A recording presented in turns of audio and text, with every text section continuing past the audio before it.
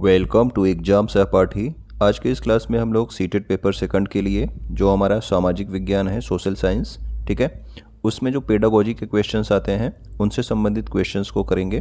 ठीक है, इसके प्रैक्टिस दो आपके प्रैक्टिस सेट पहले कराए जा चुके हैं। आज ये तीसरा प्रैक्टिस सेट है इसका पेडागोजिकल इशूज़ का। तो आइए देखते हैं, और इसमें सारे हमने सोशल साइंस के पेडागोजी वाले क्वेश्चंस को ही शामिल किया है जो आपके पहले पूछे जा चुके हैं। ठीक है, तो आइए देखते हैं पहला क्वेश्चन। प्रारंभिक स्तर पर सामाजिक विज्ञान को सम्मिलित करने में निम्नलिखित में से कौन सा कारण सबसे उचित है। यानी कि जो आपका स्टार्टिंग में जो आपका सोशल साइंस पढ़ाया जाता है उसमें जो है आपका किस वजह से उसे शामिल किया जाता है, ये आपको बताना है। यह एक ऐसा विषय है जो कमज़ोर विद्यार्थियों के लिए है और बहुत उपयोगी है। तो कमज़ोर विद्यार्थी की बात हमको नहीं करनी है। ठीक है, कि कमज़ोर विद्यार्थी केवल सोशल साइंस पढ़ते हैं, ऐसा कोई बात नहीं है। यह एक ऐसा विषय है जो विद्यार्थियों में राष्ट्रभक्ति पैदा करता है। तो विद्यार्थियों में केवल राष्ट्रभक्ति पैदा करने के लिए सोशल साइंस नहीं पढ़ाई जाती है। यह एक ऐसा विषय है जो सरकारी नीतियों को प्रचारित करता है, यानी कि सरकार की नीतियों को ये बताता है। तो ऐसा भी कुछ नहीं है कि ये सरकार की नीतियों को प्रचारित करता है। सोशल साइंस एक ऐसा विषय है जो सामाजिक और राजनीतिक मुद्दों के प्रति दिलचस्पी पैदा करता है। तो ठीक है ना, हमें अपने समाज में किस तरह की चीज़ें हो रही हैं, हमारे राजनीति में किस तरह की चीज़ें हो रही हैं, इनके प्रति दिलचस्पी पैदा करता है ये क्या, जो हमारा सोशल साइंस होता है। तो ऑप्शन नंबर डी जो है ये हमारा क्या हो जाता है, इस प्रश्न का सही उत्तर हो जाता है। ओके, आइए अब अगला क्वेश्चन देखते हैं। Question number 2। विद्यार्थियों में घरेलू या फिर जो आपके डोमेस्टिक हेल्पर होते हैं, यानी कि जो आपके घर में कोई काम करने के लिए व्यक्ति आता है, ठीक है, उसकी बात की जा रही है, उसके प्रति सहानुभूति पैदा करने के लिए और उनको संवेदनशील, यानी कि बच्चों को संवेदनशील बनाने के लिए कौन सी शिक्षण शास्त्री योजना सबसे अधिक उपयोगी होगी। यानी कि जो आपके घर में कोई अगर काम करने वाला व्यक्ति है या फिर कोई भी आपका जो आपके आसपास सफाई उफाई करने वाला है, उसके प्रति सहानुभूति बच्चे में पैदा करने के लिए आप क्या करोगे। कक्षा में घरेलू सहायक के एक वास्तविक उदाहरण की वास्तविकता साझा करोगे कि वो किस तरह से काम करता है, हमारे लिए क्या सहायता करता है, ये सब बच्चों को बताओगे। या फिर घरेलू सहायक के कार्यों पर वृत्त चित्र को दिखाओगे।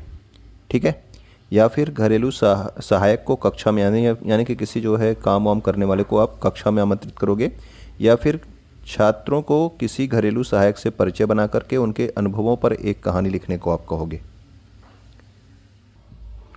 तो इसमें जो सबसे अच्छा ऑप्शन होगा वो होगा ऑप्शन नंबर डी, कि छात्रों को जो है किसी घरेलू सहायक से वो परिचय बनाए। ठीक है ना, और उसके बाद उसके अनुभव वो जाने कि वो किस तरह से काम करता है। जब उसको वो डायरेक्ट बताएगा तो उसे ज़्यादा समझ में आएगा, उसके बाद वो उसको अच्छे तरीके से लिख सकता है बच्चा। ठीक है, तो इसका ऑप्शन नंबर डी जो है आपका सही हो जाएगा। अगला क्वेश्चन है क्वेश्चन नंबर 3। घरेलू कार्य का महत्व। इस विषय को पढ़ाते समय शिक्षक को जो है क्या दर्शाना चाहिए। तो देखिए, अगर घरेलू यानी कि जो घर में काम किया जाता है उसके लिए जो है शिक्षक किस तरह से बच्चों को क्या बताएगा। एक ऐसे कार्य के रूप में जो महिलाओं द्वारा किया जाता है, आप यानी कि आप कहोगे कि घरेलू कार्य केवल महिलाओं द्वारा किया जाता है, तो किसी एक को जो है बांधना ये आपका गलत होगा। एक ऐसे कार्य के रूप में आप बताओगे घरेलू कार्य को कि जिससे पूरा करने में कम समय की आवश्यकता है। तो ये समय की कोई बात ही नहीं, कम समय में होगा, ज़्यादा समय में होगा। एक महत्वपूर्ण कार्य के रूप में जिसे सम्मान दिया जाना चाहिए, यानी कि जो घरेलू काम है वो भी महत्वपूर्ण काम है और उन लोगों को भी सम्मान दिया जाना चाहिए जो आपके घरेलू काम को करते हैं। तो ये वाला ऑप्शन तो आपका सही होगा।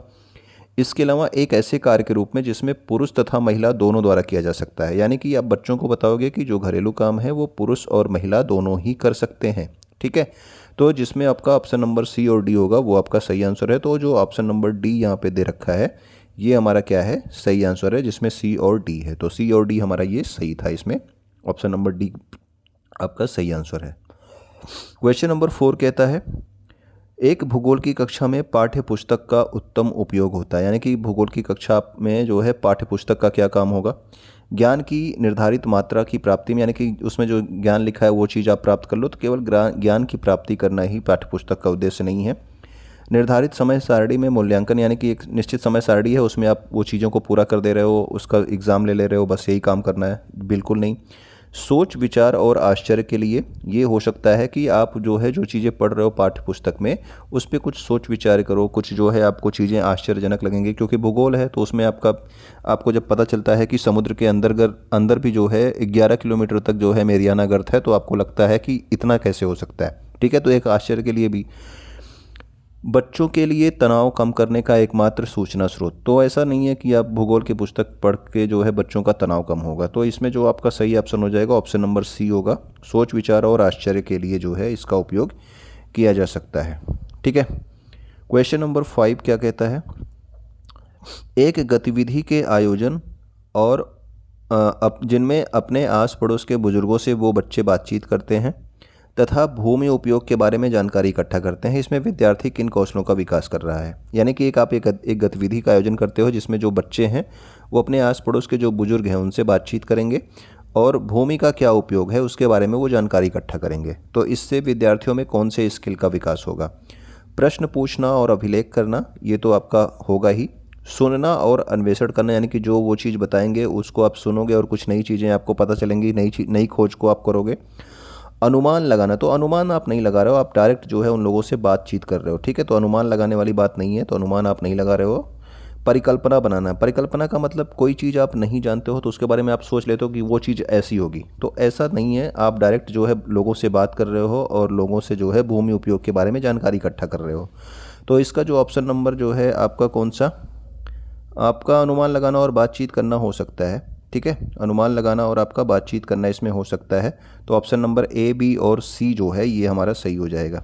ठीक है, क्योंकि आप लोग बातचीत तो कर रहे हो, बातचीत आप कर रहे हो लोगों से, बुजुर्गों से आप बातचीत तो कर रहे हो। ठीक है ना, केवल आप परिकल्पना नहीं बना रहे हो। ठीक है, कि आप कोई चीज़ नहीं जानते हो उसके बारे में केवल बड़ा बड़ा सोच ले रहे हो, तो परिकल्पना नहीं बना रहे हो। जबकि आपका ऑप्शन नंबर ए, बी और सी इसमें जो है क्या हो जाएगा, सही आंसर हो जाएगा। हमें आंसर्स जो देने हैं वो हमें जो नीचे ऑप्शन आंसर्स दिए रहते हैं उनके हिसाब से हमें चूज करने होते हैं। ठीक है ना, कोई चीज़ अगर आपको गलत भी लग रही है, जो चीज़ें सही लग रही है उसमें अगर आ रही हैं तो आप उसको शामिल कर सकते हो।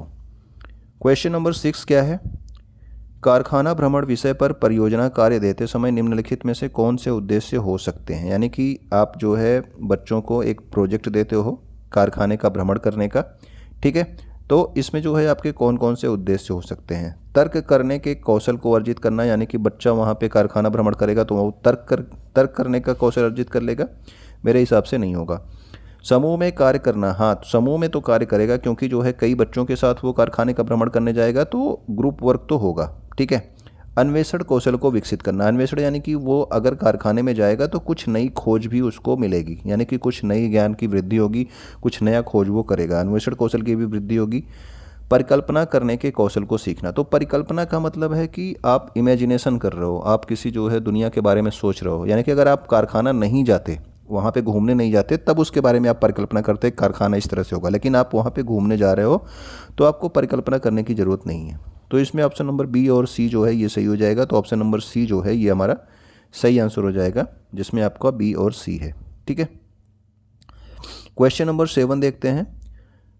एक शिक्षक अपने विद्यार्थियों को अपने स्कूल के समीप एक उद्योग की अवस्थिति के लिए निवेश और प्रक्रम का मानचित्र बनाने को कहता है। यानी कि स्कूल के पास किसी उद्योग को जो है स्थापित करने के लिए निवेश, यानी कि निवेश और प्रक्रम का एक मानचित्र बनाने के लिए कहता है। इससे शिक्षक विद्यार्थियों में किस कौशल का मूल्यांकन कर सकते हैं। अब देखिए, अब विद्यार्थी जो है उस जगह, वो जगह उद्योग लगाने के लिए उपयुक्त है या नहीं, इसकी जो है क्या करेगा, अन्वेषण यानी कि उसकी इंक्वायरी करेगा। ठीक है ना, कंपैरिजन जो है वो किसी से कर नहीं रहा है, बाकी विश्लेषण वो करेगा, यानी कि जो चीज़ें होंगी छोटी छोटी चीज़ों में वो चीज़ों को तोड़ेगा और उसके बाद उनको जोड़कर देखेगा कि हाँ ये इससे ये चीज़ हो पा रही है कि नहीं। यहाँ पे जो है हम लोग क्या कर सकते हैं, उद्योग अवस्थित कर सकते हैं कि नहीं कर सकते हैं। ठीक है, तो इसमें जो है इसके दो चीज़ों का विकास हो रहा है, एक तो आपका इंक्वायरी का, दूसरा आपका एनालिसिस का। तो ऑप्शन नंबर ए एंड सी जो है ये कौन सा है, ऑप्शन नंबर सी में आपको मिल जाता है, तो ये हमारा सही हो जाएगा। यहाँ पे कंपैरिजन नहीं किया जा रहा है, कोई भी कंपैरिजन आपका नहीं किया जा रहा है, सॉरी। क्वेश्चन नंबर 8 क्या कह रहा है, जाति और जेंडर से जुड़े द्वंद्वात्मक विषयों पर सामाजिक विज्ञान की कक्षा में, यानी कि अगर आप कक्षा में जाति और लिंग के बारे में पढ़ा रहे हो तो क्या होता है, इसमें विज्ञान की, सामाजिक विज्ञान की कक्षा में आप क्या करोगे, किस तरह की चीज़ें करोगे, पूरी तरह से बचना चाहिए और कक्षा में शामिल नहीं करना चाहिए। यानी कि आप जो है जाति और लिंग वाले चैप्टर को जो है पढ़ाओगे ही नहीं कक्षा में, तो ये तो आपकी गलत बात है। अनिर्णित रखना चाहिए, यानी कि कोई भी निर्णय आप नहीं दोगे।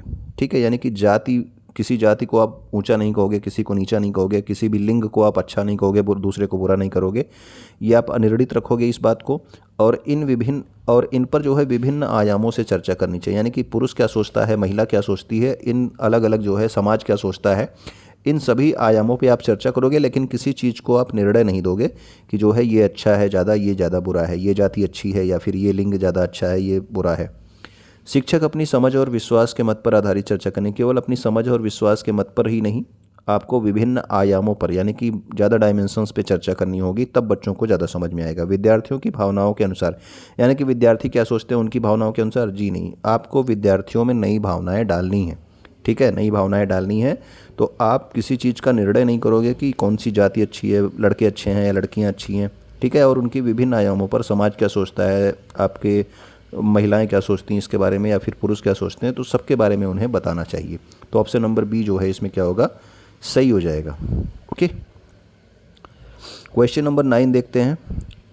सामाजिक विज्ञान पाठ्यचर्या को जेंडर विमर्श से जोड़ने के लिए संस्तुति पाठ्य पुस्तकों में किस रूप से दिखती है, यानी कि आप लिंग से संबंधित जो है विमर्श को आप जोड़ना चाहते हो तो वो किस तरह से आपकी दिखेगी। महिलाओं और उनसे जुड़े मुद्दों का संदर्भ अधिक होना। देखिए, अगर आप लिंग की बात कर रहे हो, ठीक है, जेंडर की बात कर रहे हो, तो अधिकतर जो है आपका जो जेंडर समाज में पिछड़ा हुआ है वो महिलाओं का ही जेंडर पिछड़ा हुआ है। तो अधिकतर आपने लिंग वाला जो चैप्टर पढ़ा होगा उसमें भी आपने देखा होगा कि महिलाओं और उनसे जो जुड़े मुद्दे हैं वो जो है आपके ज़्यादा जो है आपको लिंग वाले चैप्टर में आपको देखने को मिलते हैं। ठीक है, तो ये तो आपका सही है। महिलाओं के परिप्रेक्ष्य को ऐतिहासिक व तात्कालिक दोनों सरोकारों में शामिल करना, यानी कि पुराने समय में महिलाओं की क्या स्थिति थी और वर्तमान समय में महिलाओं की क्या स्थिति है, इन दोनों चीज़ों की भी जो है क्या करोगे, इन दोनों चीज़ों को भी आप शामिल करोगे। तो ऑप्शन नंबर ए भी सही है, ऑप्शन नंबर बी भी सही है। ठीक है, तो ऑप्शन नंबर ए और बी इसमें जो है दोनों ही सही हो जाएंगे।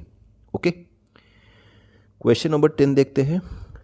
इतिहास आधारित सिनेमा और तात्कालिक संदर्भों से जुड़े वृत्त चित्र का उपयोग, यानी कि आप कोई भी सिनेमा आप दिखा सकते हो, जो सिनेमा बनते हैं आपके इतिहास से आधारित, या फिर कोई भी आप जो है छोटा फिल्म यानी कि स्मॉल फिल्म्स बना रहे हो इतिहास से संबंधित, तो उसमें जो है इसका उपयोग आप किस चीज़ के लिए कर सकते हो। अपने खाली समय में मनोरंजन के लिए आप करोगे, तो ये मनोरंजन के लिए ये चीज़ नहीं है, आप इतिहास से संबंधित चीज़ों को देख रहे हो तो उसमें कुछ ना कुछ आप सीखोगे। पाठ्य पुस्तकों के स्थान पर होना चाहिए, यानी कि पाठ्य पुस्तकों के स्थान पर आप इतिहास पर आधारित सिनेमा दिखाओगे, यानी कि पाठ्य पुस्तक नहीं होंगे, आप क्या करोगे, फिल्में बना के लोगों को दिखा दोगे, बस ऐसा भी गलत है। सॉरी, व्याख्या और विश्लेषण के लिए होना चाहिए। तो देखिए, आप पुस्तकों से पढ़ो, उसके बाद कुछ व्याख्या और विश्लेषण आपको फिल्मों में देखकर भी चीज़ें पता चलती हैं। ठीक है ना, तो व्याख्या और विश्लेषण के लिए होना चाहिए, ये भी आपका सही हो सकता है। रुचि और चर्चा को पैदा करने के लिए प्रयुक्त होना चाहिए। तो लोगों में जब ये फिल्में देखेंगे या फिर कोई आपका वृत्त चित्र देखेंगे तो उनसे जो है उनके अंदर इंटरेस्ट पैदा होता है और उससे संबंधित वो चर्चा करते हैं। ठीक है, तो ऑप्शन नंबर सी, ये आपका जो अब सी और डी कथन है ये आपका सही है। तो ये किस में मिलता है, ऑप्शन नंबर सी में आपको मिल जाता है, सी और डी। तो इसका जो सही आंसर हो जाता है वो क्या हो जाता है, ऑप्शन नंबर सी और डी, यानी कि ऑप्शन नंबर सी इसका सही आंसर है। ओके, क्वेश्चन नंबर 11 में देखते हैं। सामाजिक विज्ञान पाठ्यचर्या को केंद्रित होना चाहिए। तो सामाजिक विज्ञान की जो आपकी करिकुलम है वो किस चीज़ पर केंद्रित होना चाहिए। सामाजिक विज्ञान की सभी संकल्पनाओं, तथ्यों और जानकारियों को सम्मिलित करना, यानी कि जितनी सामाजिक विज्ञान की जितनी भी संकल्पनाएं हैं, सोशियोलॉजी से हिस्ट्री, पॉलिटिक्स, सबको जो है एक ही चीज़ में शामिल करना चाहिए, जितनी यानी कि सभी संकल्पनाओं को शामिल करना चाहिए। तो देखिए, जो भी चीज़ें हैं हर जो है क्लास की अलग अलग जो है लेवल होते हैं, तो उनके करिकुलम में उससे नहीं शामिल किया जा सकता। तो सभी संकल्पनाओं को हम नहीं शामिल करेंगे, हम केवल प्रासंगिक संकल्पनाओं को शामिल करेंगे, जिससे जो है लोगों में सामाजिक और राजनीतिक यथार्थ का विश्लेषण करने की उनके अंतर्गत एक स्किल का डेवलपमेंट हो जाए, एक क्षमता उनके अंदर हो जाए।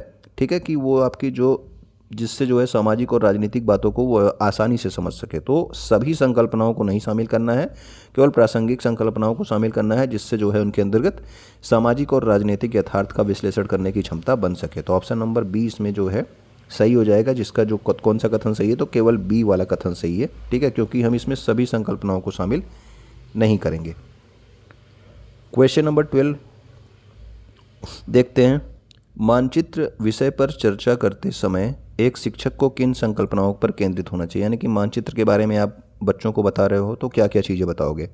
तो देखिए दूरी और अनुमाप, अनुमाप का मतलब स्केलिंग। देखिए मानचित्र जैसे अगर आपको बता दिया गया कि आप दिल्ली का मानचित्र बनाओ तो दिल्ली कितना बड़ा है, आप उसको जो है क्या करोगे, एक मैप पे बनाते हो, छोटे से मैप पे बनाते हो, तो आपको क्या करना चाहिए, स्केलिंग करना चाहिए। यानी कि जो है जैसे कि 10 किलोमीटर बराबर 1 सेंटीमीटर, इस तरह से आप कर दोगे तो वो छोटा छोटा सा आपका स्केलिंग करके आप बना लेते हो। तो ये आपका सही है, दूरी और स्केलिंग आपको आना चाहिए। रेखा चित्र और यथार्थ मापन, यथार्थ मापन का मतलब एग्जैक्ट मेजरमेंट। तो आपको एग्जैक्ट मेजरमेंट नहीं रखनी है वहाँ पे, आपको क्या करना है, स्केलिंग करना है। ठीक है, ऐसा नहीं है कि 5 किलोमीटर है तो आप 5 किलोमीटर वाले पेज पे बनाओगे उसको, इस तरह से नहीं, एग्जैक्ट मेजरमेंट आपको नहीं रखना है, आपको क्या करना है, स्केलिंग करना है। ठीक है, इसके अलावा दिशा और अवस्थिति, तो दिशा किस दिशा में कौन सा है, तो हमने जो है सोशल साइंस में पढ़ा है कि इधर आपका नॉर्थ होता है, इधर साउथ होता है, इधर आपका ईस्ट होता है, इधर आपका वेस्ट होता है। तो इस चीज़ को ध्यान में रखना है हमेशा, कभी भी मैप आप देखोगे तो यही जो है आपका दिशा फॉलो होती है, ईस्ट वेस्ट नॉर्थ साउथ। ठीक है, तो पहला आपका सही था, आपका तीसरा सही था। इसके अलावा आपने पढ़ा होगा कि चिन्ह और रंग का उपयोग किया जाता है। चिन्ह का मतलब आपके रूढ़ चिन्ह यानी कि प्रतीक चिन्ह आप पढ़े होंगे कि पूरे विश्व में जो है इंटरनेशनल तरीके पे जो है आपका चिन्हों का उपयोग किया जाता है मैप में। तो आप और कौन सा अलग अलग रंग का भी प्रयोग किया जाता है, जैसे अगर पानी को दिखाना होगा तो आप क्या करोगे, नीले रंग का यूज करोगे, पहाड़ को दिखाना होगा तो आप जो है दूसरे कलर का यूज करोगे, ब्लैक कलर का। इस तरह से अलग अलग रंग भी निर्धारित किए गए हैं। तो आपका ऑप्शन नंबर कौन सा कथन सही है, ए, सी और डी सही है। तो ए, सी, डी आपको किस में मिलता है, तो ऑप्शन नंबर सी में आपको मिलता है ए, सी और डी। ठीक है, जबकि आपका यथार्थ मापन वाला क्या है, ये वाला गलत है। ओके, आगे देखते हैं अगला क्वेश्चन। अगला क्वेश्चन है क्वेश्चन नंबर 13 में देखते हैं क्या कहा गया।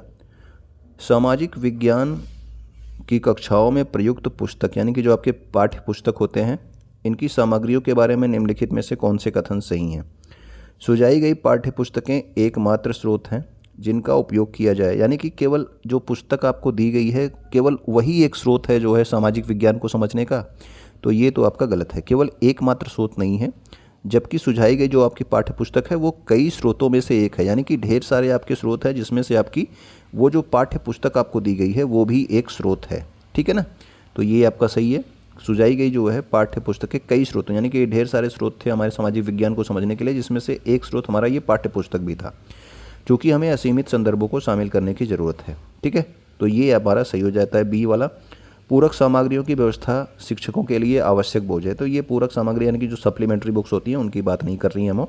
तो ऑप्शन नंबर बी इसमें केवल सही है। तो केवल बी वाला जो ऑप्शन है, ऑप्शन नंबर डी है, ये ऑप्शन इसमें लिखा है केवल बी, तो ऑप्शन नंबर डी इसका जो है क्या हो जा रहा है, सही आंसर हो जा रहा है। तो ये हमारे क्या थे, ये हमारे इंपॉर्टेंट क्वेश्चंस थे, आपके पेडागोजिकल इशूज़ थे। उम्मीद करता हूँ कि चीज़ें समझ में आई होंगी। तो समझ में आई हैं तो आपका बहुत बहुत धन्यवाद चीज़ों को देखने के लिए और समझने के लिए।